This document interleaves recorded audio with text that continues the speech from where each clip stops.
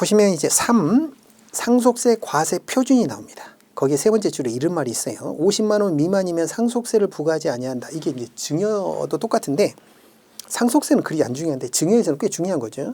이게 재산이 무상으로 이전되는 그 모든 것들이 상속과 증여의 대상이 되지만 50만 원이다. 그러면 그거는 문제 삼지 않겠다는 거야. 그러면 이제 우리가 이런 거죠.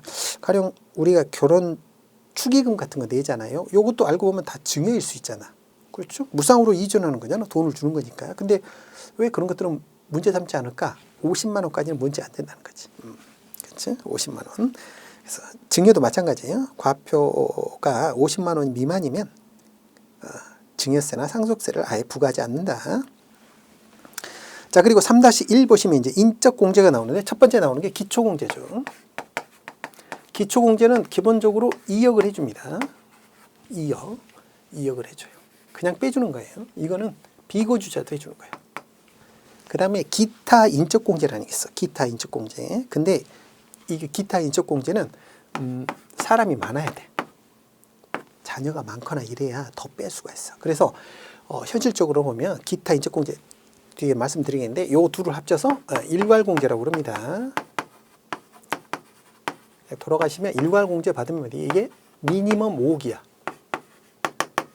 5억까지는 빼주는 거예요. 그래서 어르신이 돌아가시면 재산이 5억 미만이에요. 그러면 상속세 걱정할 게 없고요.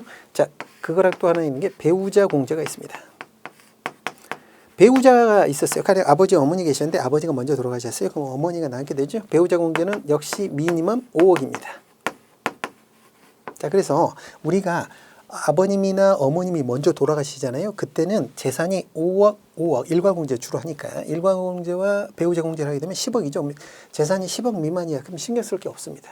자, 아버지가 일단 돌아가시고 그 다음에 어머니 돌아가실 때는 배우자 공제를 못 받으니까 배우자가 없는 거니까 그때 또 5억이죠. 그러면 부모님 중에 한 분이 가시고 그 다음 또 돌아가실 때는 5억. 그렇죠? 이때는 또 이 5억 미만이다. 재산이. 그러면 신경 쓸 게 없다라는 거죠. 그래서 생각보다 상속세를 내시는 분이 그렇게 많지는 않더라. 우리 목표죠? 상속세 내고 가는 거. 자, 기초공제 한번 읽어볼게요. 2억 원을 기초적으로 공제를 해주고요. 비거주자는 기초공제 외에는 다른 공제는 되지 않는다. 그 말은 다른 각도에서 보면 뭐예요? 비거주자라 하더라도 얼마까지는 된다? 2억까지 기초공제는 받을 수 있다라는 거야. 그러니까 자녀가 아예 미국에서 살아. 그래도 불구하고 2억은 받을 수 있다. 자, 그 다음에 배우자 공제가 나오죠. 그 케이스 문제를 한번 보실게요. 케이스 문제. 거기 보시면 배우자 공제가 기본적으로 미니멈 5억은 되는데 맥스 몇 억이 된다고 돼 있죠. 동그라미 3번에 보시면 30억이 나오죠. 케이스를 한번 들을게요. 이게 말로 설명하면 어려워요. 케이스로 설명해야지. 자, 어르신이 돌아가셨는데요. 상속재산이 50억이야. 생각만 해도 기분 좋네. 자, 50억이면 1.5 대 1 이렇게 나누겠죠. 유언이 없다면 민법에 따르면 n분의 1이고 5화를 가산하니까 그러면 전체가 2.5죠. 2.5분의 1.5를 배우자가 받아갈 텐데 배우자 상속공제는 미니멈 5억을 해주고 맥스 30억이죠. 여기 50억에 요걸 딱 가보면 뭐예요? 이게 30억이 됩니다. 그러면 배우자 공제를 30억까지 딱 채우면 요거까지 비과세가 되는 거야. 이 이상부터는 이제 나오는 거고. 그래서 재산이 많은데 배우자가 있다 그러면 배우자 상속공제를 최대한 활용해야 되겠지. 그래야 세금을 적게 내겠지. 그렇죠. 그래서 배우자 상속공제는 맥스 30억이고 이 케이스가 정확히 30억이 되겠지. 그러면 50억까지 이렇게 되면 30억이고 나머지 20억이 자녀한테 갈 거 아니에요? 그러면 생각보다 재산이 확 줄죠. 배우자 공제가 굉장히 커요. 재산이 많을 때는. 그럼 이 부분만 상속세에 들어가겠지. 낼 수 있는 자산에. 그러면 이게 이제 배우자한테 많이 줘야 되는데 이게 돈이 많은 분들 보면 의외로 가족관계가 안 좋은 경우가 많아요. 그렇죠? 배우자랑 사이가 좋아야지 이걸 충분히 활용하지. 세금을 줄이는 거는 일단 가족관계가 좋아야 돼. 가족이 가족같이 하는 경우가 있어. 어쨌든 이랬다는 거예요. 세법은. 자, 밑에 보시면 다번에 보시면 최저한이 나오죠. 그러니까 5억 보이시죠? 자, 배우자 공제는 얼마까지? 미니멈 5억까지는 해준다는 거예요. 자, 그 다음에 보시면 313 기타 인적공제 보이세요? 313 기타 인적공제는 제가 미리 말씀드렸죠. 사람이 많아야 된다고. 예, 흥부자식 정도 되면 기타 인적공제가 많이 될 수가 있는데 요즘 보면 애를 한 명 많아봐야 2명이잖아요. 이러면 기타 인적공제가 그러니까 우리가 일괄공제가 5억이었죠. 기타 인적공제는 2억이었죠. 미니멈 합쳐서 5억을 해준다는 건 뭐예요? 나머지 기타 인적공제로 3억 이상이 돼야 되는데 이게 잘 안 된다는 거야. 자녀가 얼마 안 되면. 그래서 흥부다. 흥부는 능력도 좋아. 어쨌든 자녀가 많으면 이게 그 금액이 넘어가겠지. 그러면 5억보다 더 많이 공제를 받을 수 있을 텐데 현실적으로 드문 케이스다. 그래서 넘어갑니다. 스킵하시고요. 뒤에 보시면 뭐 이제 표가 나와요. 뭐 자녀 1인당 5천만 원씩 해주고 하는데 자녀가 많아야 되겠지. 그래서 넘어갈 거고요.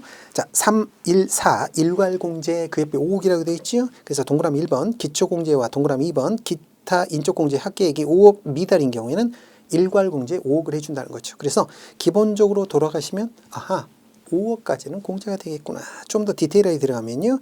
다음 패러그래프 거기서부터 4줄 내려가시면 배우자가 단독으로 상속받는 경우에는 일괄공제를 5억을 받지는 못한다. 그래서 배우자가 혼자 자녀가 아예 없고 배우자만 있다. 그러면 배우자가 단독 상속하는 경우는 일괄공제 5억은 안 되고요. 기타 공제와 기초공제와 기타 인적공제를 각각 적용받으니까 5억까지는 안 되겠죠. 만약 이런 경우는 어때요? 배우자가 있는데 그 배우자가 아예 안 받아요. 이런 경우는 상관없어요. 그런 거는. 그래서 3줄 내려가시면 협의 분할에 의해서 배우자가 단독으로 상속. 그러니까 이런 경우죠. 자녀나 배우자가 있는데 배우자한테 다 받는다. 그러니까 배우자가 한 명밖에 없어서 받는 경우가 아니라 자녀도 있고 배우자도 있는데 그냥 배우자, 어머니 그냥 일단 어머니 재산으로 하세요. 이런 경우에는 일괄공제 가능합니다. 두 개를 구별해서 기억하시고요. 자, 물적공제 보시면 그 첫 번째 나오는 게 가업 상속 공제라는 게 있죠. 그러니까 부모님이 받던 그 가업을 물려받았을 때 세율이 낮지는 않거든요. 그러다 보니까 가업이 제대로 안 넘어가는 수도 생기거든요. 이런 것들 때문에 가업 상속 공제라는 게 있고요.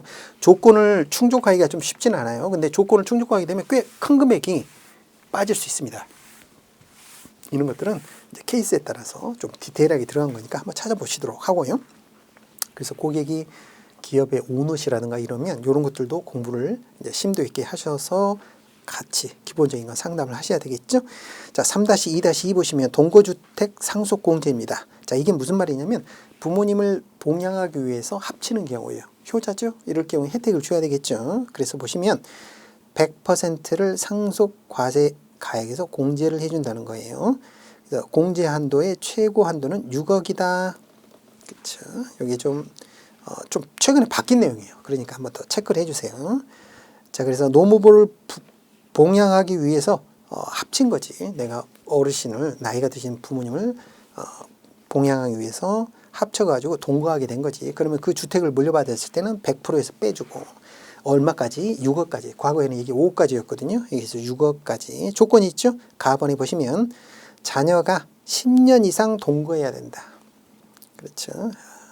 이 집을 물려받으려면 상속세 없이 물려받으려면 10년 이상 버텨야 된다.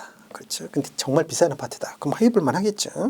나번에 보시면 1주택자야죠. 그렇죠. 주택이 많으면 안 되겠지. 다번에 보시면 무주택자가 받거나 공동으로 1세대 1주택만 가지고 있어야 된다. 그래가지고 동거한 자녀가 그걸 받아야 된다. 동거한 상속인이 상속받아야 된다. 이런 조건을 충족하게 되면 집이 한 채다. 그러면 그 집은 상속재산에서 빼줄 수 있다.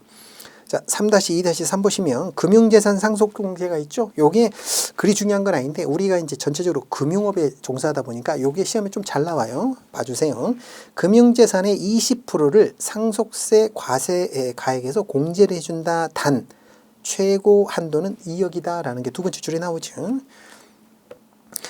밑에 케이스를 한번 살펴보기로 하고요. 그로부터 4줄 내려가시면 이런 말이 나옵니다. 자기합수표는 공제 대상 금융 재산이 아니다. 무슨 말이냐면 자기합수표라는 게 뭐예요? 출금할 때 현금으로 가져가지 않고 어떻게? 수표로 가져가는 경우잖아요. 그러니까 이미 출금한 거나 마찬가지라는 거죠. 그거는 그래서 금융 재산이 아니다라고 보는 거고요. 자, 밑에 보시면 박스에 들어가 있죠. 2천만 원 초과, 2천만 원 이하가 있죠. 이거 잘 구별해서 들어보세요. 2천만 원이 넘어요. 그럼 은행에 일단 이걸 먼저 설명드려야 되겠구나. 왜 금융재산 공제를 해주냐면 부동산 같은 경우에는 시가로 평가를 해야 되는데 현실적으로 부동산을 101동 101호 아파트를 오늘 사고 내일 팔고 오늘 살고 내일 팔고 이런 게 없죠. 그러니까 시가가 없는 거야. 그러면 어떻게? 공시지가 같은 보완적 방법으로 평가를 하다 보니까 실제 시가보다 더 낮게 평가되는 거야, 부동산을. 그러니까 부동산을 물려주면 실제 가격보다 좀 낮은 가격으로 물려받을 수 있는데, 금융재산이라는 건 가령 현금이 2천만 원이 통장에 있어. 이건 뭐야? 그대로 2천만 원이죠. 그래서 이런 것들은 좀 부동산과 형평성이 안 맞는구나. 그래서 금융재산 상속공제를 일부 해주는 거예요. 자, 그래서 20%를 해준데 2천만 원이 넘는 경우, 박스 첫 번째 칸이죠. 은행에 2천만 원이 넘게 들어있어. 그러면 그 재산가액의 20%를 빼준다는 거야. 80%만 상속재산에 포함한다는 뜻이죠. 자, 근데 이때 2천만 원이 미달하면 그냥 2천만 원을 공제해 준다는 거지. 가령 3천만 원이 있었어요. 그러면 네요. 어떻게? 2천만 원 그냥 공제해 준다는 뜻이죠. 최고 한도는 얼마까지? 2억까지. 만약에 2천만 원 이하야. 가령 금융재산이 통틀어서 1,500만 원이 은행에 있었네. 그러면 1,500만 원 그대로 공제해 준다는 겁니다. 2천만 원 이하인 경우. 그래서 시험 볼 때 상황 1이 있죠. 그 밑에 사례. 요게 시험에 이런 식으로 잘 나와요. 자, 4천만 원 예금과 주식 5천만 원이 있네요. 네. 자, 요걸 합치니까 금융재산이 9천만 원이죠. 그럼 9천만 원 20%면 뭐예요? 9, 28, 1,800만 원이죠. 야, 그러면 20%니까 1,800만 원만 빼줘야 되나? 자, 기본적으로 금융재산이 2천만 원이 넘으면 8천만 원이죠. 그러면 어때요? 1,800을 빼는 게 아니라 얼마를 빼준다? 2천만 원을 빼준다는 거지. 요거 주의하셔야 돼. 그래서 나머지 케이스를 한번 읽어보시고, 상황 1번 1,800이 아니라 2,000이라는 거 요거 좀 주의해 주세요. 나머지 한번 읽어보시고요. 뭐 감정평가 수수료 이런 거 읽어보시고.